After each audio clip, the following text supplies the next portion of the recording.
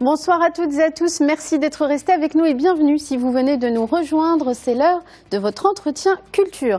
Le bloc des contradictions, c'est le titre du premier roman de Mohamed Cohen qui vient de paraître le mois dernier aux éditions Casa Express. Un titre qui annonce la couleur et la teneur du propos puisque l'auteur y critique avec lucidité et beaucoup de philosophie les travers d'une société marocaine tiraillée entre plusieurs modèles.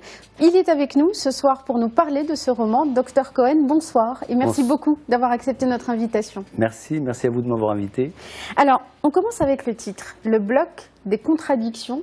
Je le disais tout à l'heure, il annonce déjà la couleur du propos, puisque le fil rouge de ce roman, de cette fiction, c'est les déchirements qui traversent aujourd'hui la société marocaine. Est-ce que vous pouvez nous dire un mot du choix de ce titre ? Oui, bien sûr. Tout d'abord, je voudrais vous remercier pour avoir lu d'abord ce roman. Je vous remercie de l'avoir bien lu parce que j'ai l'impression que vous êtes une bonne et une belle lectrice. Le titre de ce roman vient effectivement des contradictions qu'on rencontre dans la vie quotidienne, la vie marocaine. Et il y en a tellement, enfin le roman ne parle pas de toutes les contradictions, enfin je cite quelques-unes. Et ces contradictions faisant bloc, elles font effectivement bloc contre l'émancipation du peuple marocain. De l'individu en particulier.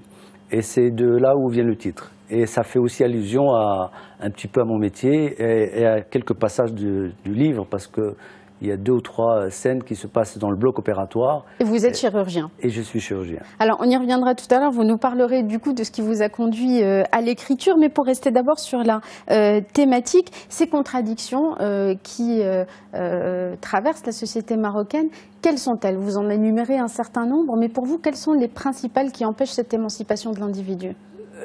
D'abord, l'inculture, j'allais dire. C'est-à-dire que nous sommes dans une période où la faillite de l'éducation, de la santé et de la justice font que le Marocain est complètement perdu entre l'émancipation et l'envie de s'émanciper, d'accéder aux grandes civilisations. Alors sur ce point, permettez-moi Dr Cohen, je cite juste un extrait de votre ouvrage concernant justement cette inculture.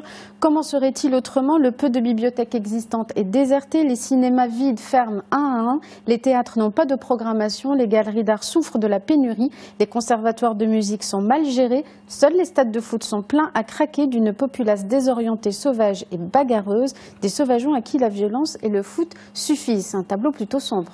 C'est la réalité. C'est la réalité, c'est ce qu'on voit effectivement lorsque vous visitez par exemple une bibliothèque ou lorsque vous avez la chance, pour quelques-uns, d'aller par exemple voir le musée actuellement. Il y a une exposition de Picasso que pratiquement très peu de gens vont voir. Et à côté de ça, effectivement, lorsqu'il y a un match de foot, les rues sont bondées avec des gens qui vont d'abord casser, vandaliser, etc.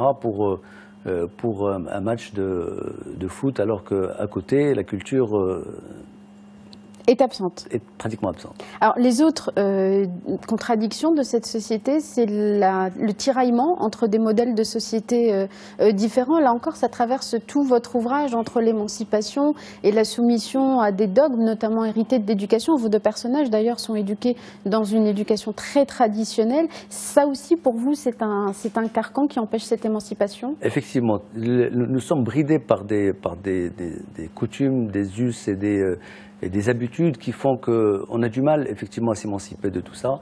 Et le livre parle justement de 2 personnages qui sont un petit peu différents, parce que le personnage masculin, Ali, qui est chirurgien, a vécu en Europe, a vécu longtemps en Europe, et donc il s'est imprégné d'une autre culture, et il a une certaine ouverture d'esprit.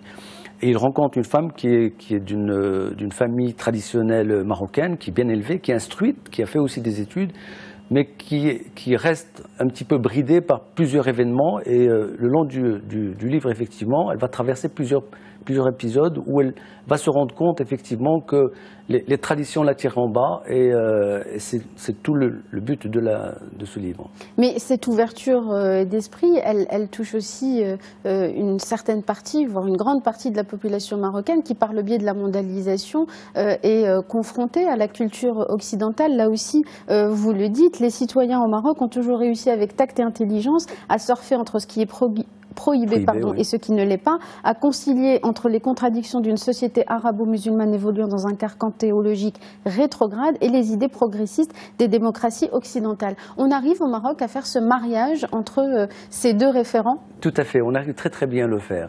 Vous n'avez qu'à voir, là, cette période de Ramadan, enfin le Ramadan vient de se terminer, les mosquées sont pleines à craquer. Les voitures sont garées en deuxième ou troisième position. Et le lendemain du Eid, il n'y a plus personne dans les mosquées et toute la population s'est déplacée à 300 ou 400 mètres sur la plage, sur la corniche de Casablanca, et elles sont dans les boîtes de nuit. Et c'est pratiquement les mêmes voitures qu'on retrouve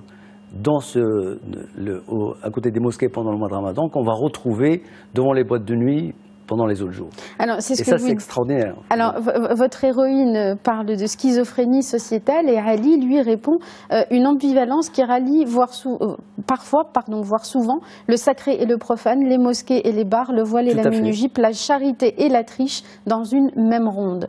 Exactement. C'est ça, ces contradictions qui tiraillent? Tout à fait. On trouve pratiquement dans plusieurs individus au Maroc cette double vie, enfin cette double façon de voir les choses. Et voilà, je trouve ça extraordinaire. Alors pourquoi avoir choisi la fiction et ces deux personnages qui sont des archétypes? Vous nous les avez présentés en quelques mots, mais on vous laisse découvrir leur destin à la lecture de cet ouvrage. Pourquoi avoir choisi la fiction pour parler de ces thématiques? On l'a dit, vous êtes docteur, vous êtes chirurgien de formation. Pourquoi avoir choisi l'écriture et la fiction?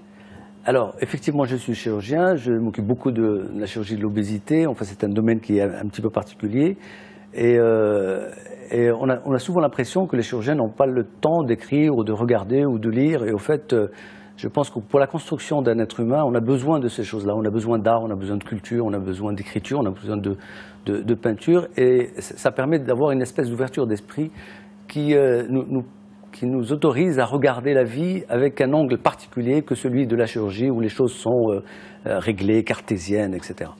Donc, mais en même temps, avec votre écriture, vous disséquez littéralement la société marocaine. Oui, de façon chirurgicale, tout à fait. Pourquoi une fiction? Effectivement, j'avais envie de faire voyager le lecteur et ça permet de faire passer des messages, même s'ils sont très forts et parfois à la limite de la violence. Avec une écriture un peu aérienne et légère, on peut faire passer plusieurs choses. Et très philosophique aussi, parce que je le disais tout à l'heure, il y a une hauteur philosophique dans certains passages du livre qui donne réellement à réfléchir. Tout à fait, parce que le personnage de Ali a quelque chose il s'intéresse beaucoup à la philosophie, enfin s'intéresse à beaucoup de choses, en particulier à la peinture aussi, parce à la réflexion, on retrouve beaucoup de maîtres de la peinture dans ces références. Ouais. Alors, juste pour conforter ce que vous venez de dire, voilà ce que vous dites sur la lecture et l'écriture. Lire n'est pas seulement une dérobade, mais une sculpture de soi, une structuration de l'âme et de la personne, une ouverture sur le monde et un enrichissement perpétuel. Une dernière question, Dr Cohen. Est-ce que vous restez quand même optimiste? On ne va pas, encore une fois, raconter ce qui arrive à vos personnages, mais le livre s'ouvre quand même avec une petite fenêtre d'espoir. Est-ce que vous aussi, vous êtes plein d'espoir? Ou est-ce que vous êtes un pessimiste plein d'espoir sur l'avenir du Maroc? Je ne suis pas pessimiste pour l'avenir du Maroc parce que j'ai la conviction qu'on va avancer. On avance lentement, mais on avancera quand même. Et j'espère effectivement qu'on arrive. Et de toutes les manières, on est condamné à y aller. On est condamné à nous émanciper et prendre le train. Sinon, on meurt. Donc, une société qui n'innove pas, une société qui ne s'émancipe pas, une société qui n'espère pas et qui ne fait pas de telles choses pour avancer, c'est une marche inéluctable. Tout à fait. Pourvu que toutes ces contradictions dont vous parlez si bien soient levées. Je rappelle donc le titre de votre ouvrage, Le bloc des contradictions, et c'est aux éditions Casa Express. Merci beaucoup, Dr Cohen, d'avoir été avec nous pour nous en parler. Merci à vous. Merci à vous tous et à vous toutes de nous avoir suivis. C'est la fin de cette édition de Rabat. Restez avec nous. L'info continue dans un instant sur Média TV. Quant à nous, on se retrouve demain à 19h pour un nouveau journal. Très bonne soirée à tous.